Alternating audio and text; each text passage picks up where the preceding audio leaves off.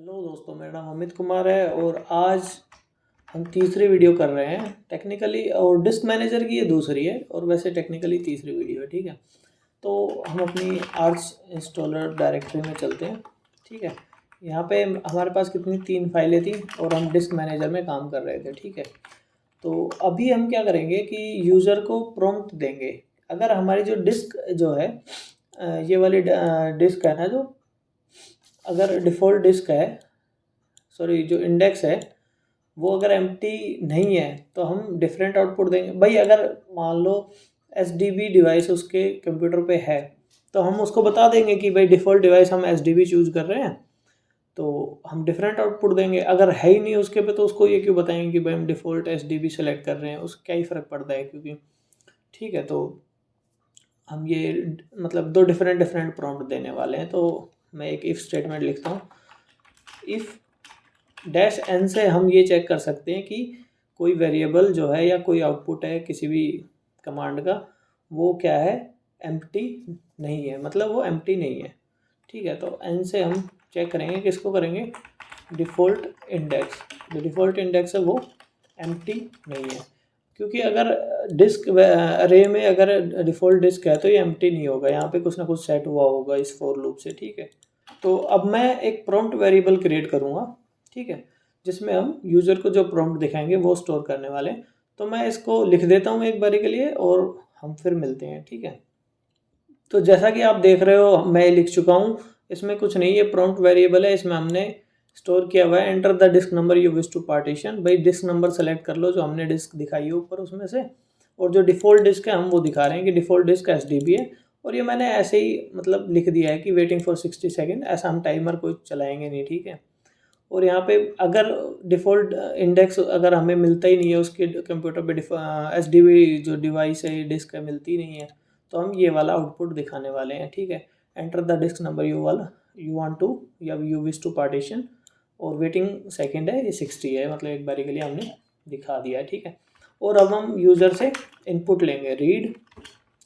तो हम यहाँ पे टाइम दे देते हैं, टाइम 60। हम टाइम दिखाएंगे नहीं लेकिन टाइम 60 रहेगा। ठीक है, और पी से हम प्रॉम्प्ट देंगे, तो प्रॉम्प्ट हमने यहाँ पे क्रिएट किया हुआ है तो यही दे देंगे। ठीक है, आप समझ रहे हो, ये वाला वेरिएबल हमने यहाँ पे पास किया है। ठीक है, और यहाँ पे हम जो इनपुट आएगा उसको डिस्क नंबर में स्टोर कर लेंगे वेरिएबल में, कि भाई हम 60 सेकंड देते हैं, आप कोई भी, ये हमारा प्रॉम्प्ट है। या तो ये शो होगा अगर उसके कंप्यूटर पे डेव एसडीबी डिवाइस ये वाली जो है अगर हुई तो ये वाला प्रॉम्प्ट शो होगा उसके स्क्रीन पे। ठीक है, और जो भी वो इनपुट देगा वो यहाँ पे स्टोर होने वाला है। ठीक है, अब हम चेक करेंगे कि उसने यूज़र ने जो भी इनपुट दिया है या तो वो सही है या नहीं।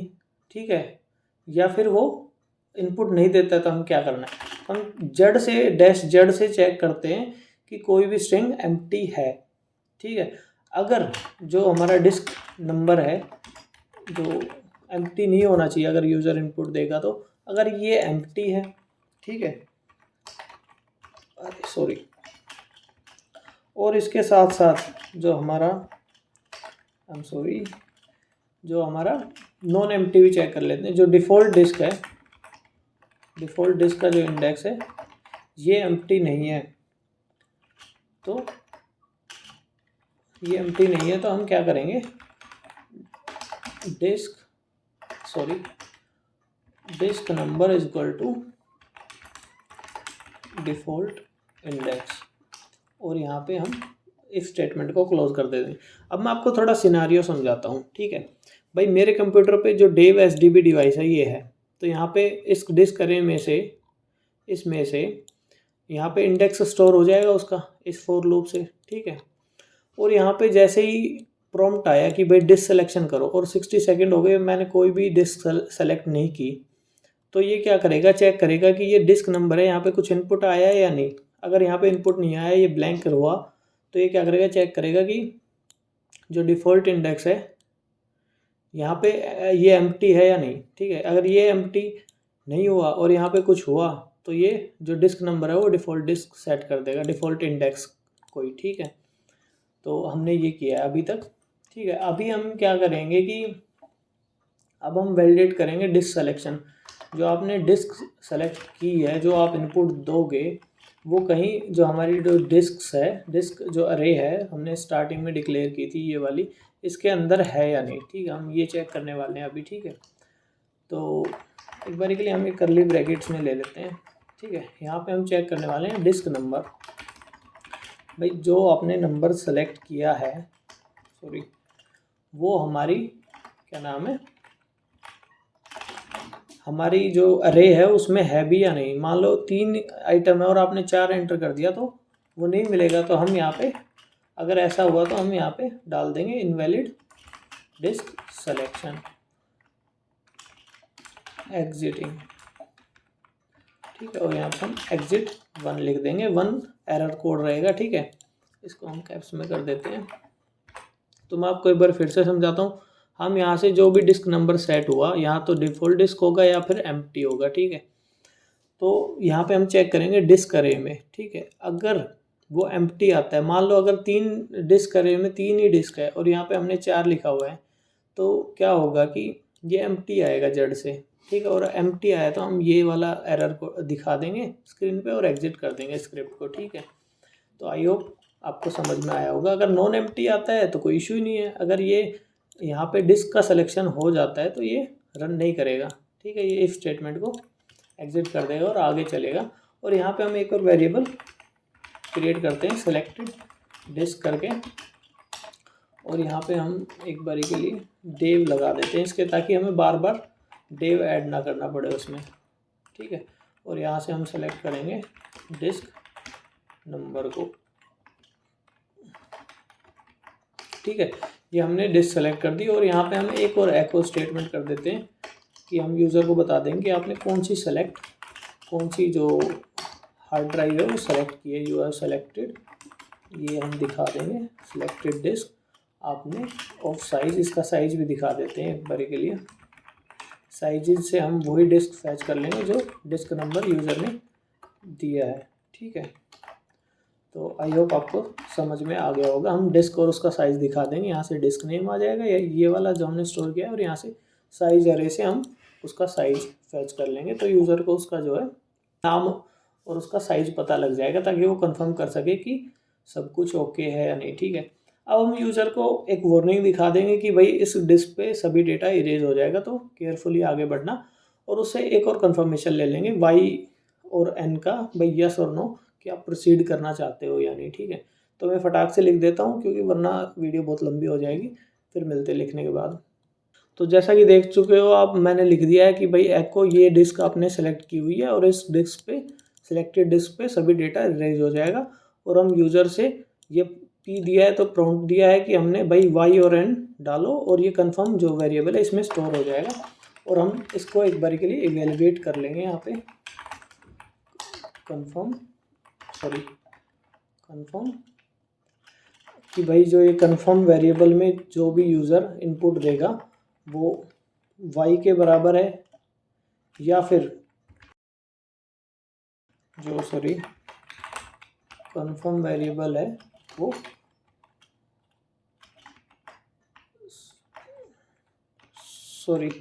y के बराबर नहीं है। ठीक है, तो हम क्या करेंगे, हम एको करेंगे ऑपरेशन कैंसिल्ड,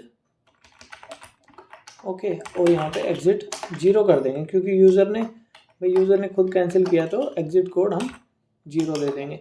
यहाँ पे हम क्या करेंगे कि अगर यूज़र वाई डालेगा तो हम आगे बढ़ जाएंगे। तो हम चेक कर रहे हैं जो कंफर्म वेरिएबल है जिसमें यूज़र का इनपुट स्टोर होगा, ये वाई नहीं है क्या, ये वाई छोटा या बड़ा वाई नहीं है क्या। अगर ये एन हुआ तो ये वाला कोड एग्जीक्यूट होगा और स्क्रिप्ट एग्जिट हो जाएगी।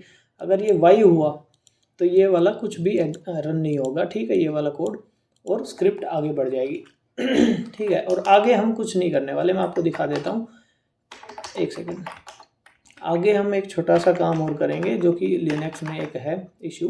जैसे हम LSBL के डालते हैं तो आप देखोगे जो पार्टीशन है, ये डिस्क है और ये इसकी 3 पार्टीशन है, ये डिस्क है और ये इसकी 3 पार्टीशन है, ये डिस्क है, इसकी 2 पार्टीशन है, ये एक डिस्क है और इसकी 4 पार्टीशन है। तो जितनी ये तीनों हार्ड ड्राइव है, ये एक फ्लैश ड्राइव है, ये दोनों हार्ड ड्राइव है। तो हार्ड ड्राइव में ये क्या करता है, पार्टीशन डिस्क के नेम के पीछे 1 2 3 लगाता है, मतलब पार्टीशन 1, पार्टीशन 2, पार्टीशन 3। लेकिन जो NVMe होती है उसमें ये लगाता है, जैसे ये नाम है 1 तक, partition 1, P1, P2, P3, P4। तो अगर यूज़र के कंप्यूटर पे जो डिस्क है वो हार्ड डिस्क की बजाय NVMe हुई तो दिक्कत हो जाएगी। तो हम मतलब सेम पार्टीशन स्कीम फॉलो नहीं कर सकते, तो हमें अलग अलग के लिए एक छोटा सा कोड लिखना पड़ेगा। हम इफ स्टेटमेंट का यूज़ करेंगे, ठीक है। इफ़ जो सिलेक्टेड डिस्क है, ठीक है, वो ओके, यहाँ पे हम चेक कर रहे हैं कि जो सिलेक्टेड डिस्क है उसमें NVMe है या नहीं। अगर उसमें NVMe है तो हमारी जो पार्टीशन स्कीम है, यहाँ पे हम पार्ट 1 में स्टोर करेंगे फर्स्ट पार्टीशन को। तो हमारी पार्टीशन रहेगी फर्स्ट, उसको हम कैसे फैच करने वाले हैं, ये रहेगा हमने क्या नाम रखा था, सिलेक्टेड डिस्क P1।